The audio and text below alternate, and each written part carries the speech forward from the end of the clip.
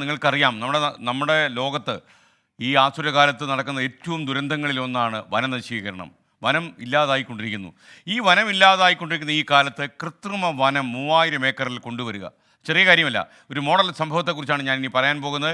ലോകത്തിലെ ഏറ്റവും വലിയ ആന ആശുപത്രി ഉൾപ്പെടെ അത്യാധുനിക സൗകര്യങ്ങളോടെ കൂടിയ ഒരു പരിപാലന കേന്ദ്രം കൂടി ഈ വനത്തിന് നടുവിലുണ്ടാകും. കൃത്രിമ വനം മൃഗസംരക്ഷണത്തിനുള്ള ആഗോള ദൗത്യങ്ങൾക്ക് റിലയൻസിൻ്റെ വനധാര മൃഗപരിപാലന കേന്ദ്രം നൽകുന്ന സംഭാവന വളരെ വലുതാണ്.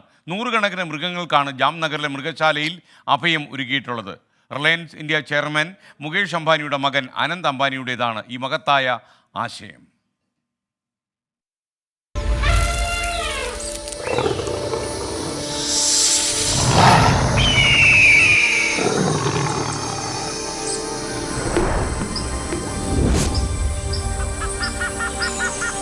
ഗുജറാത്തിലെ ജാംനഗറിൽ ഇന്ത്യയുടെ വ്യാവസായിക വളർച്ചയുടെ അടയാളമായ റിലയൻസ് റിഫൈനറി കോംപ്ലക്സിന്റെ 3000 ഏക്കർ ഭൂമിയെ ഹരിതാഭമാക്കുന്നത് അനന്ത് അംബാനിക്ക് മൃഗങ്ങളോടുള്ള അടങ്ങാത്ത സ്നേഹമാണ്.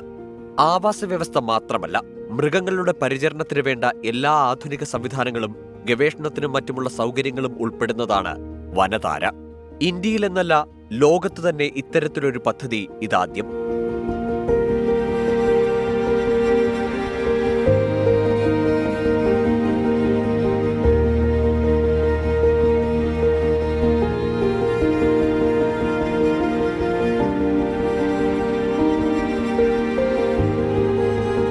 സുരക്ഷിതമല്ലാത്ത ചുറ്റുപാടുകളിൽ നിന്ന് വനധാര സംരക്ഷിക്കുന്നത് 200-ലേറെ ആനകളെ, ഇന്ത്യയുടെ വിവിധ ഭാഗങ്ങളിൽ നിന്നായി എത്തിച്ച 200-ലേറെ പുലികളെ, ആയിരക്കണക്കിന് ഉരഗങ്ങൾ, പക്ഷിമൃഗാദികൾ, റിനോ, പുലി, മുതല തുടങ്ങിയ വന്യമൃഗങ്ങളുടെ പുനരധിവാസത്തിന് പ്രത്യേക പദ്ധതി.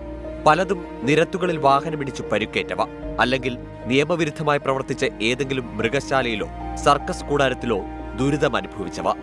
43 വർഗങ്ങളിലായി 2000-ലേറെ മൃഗങ്ങളാണ് വനധാരയുടെ സംരക്ഷണയിലുള്ളത്.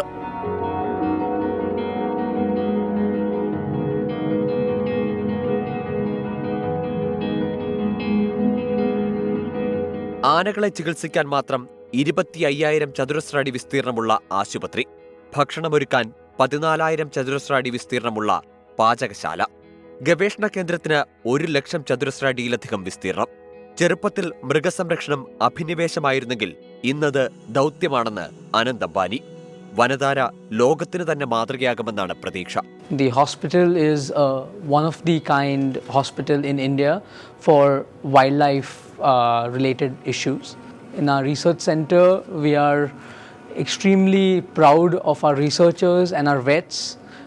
I'm sure in the time to come we will give great results in terms of publications, in terms of new medical research, and we'll also be able to proudly say that our Green Zoological Research and Rescue Center will be one of the world's largest wildlife rescue center.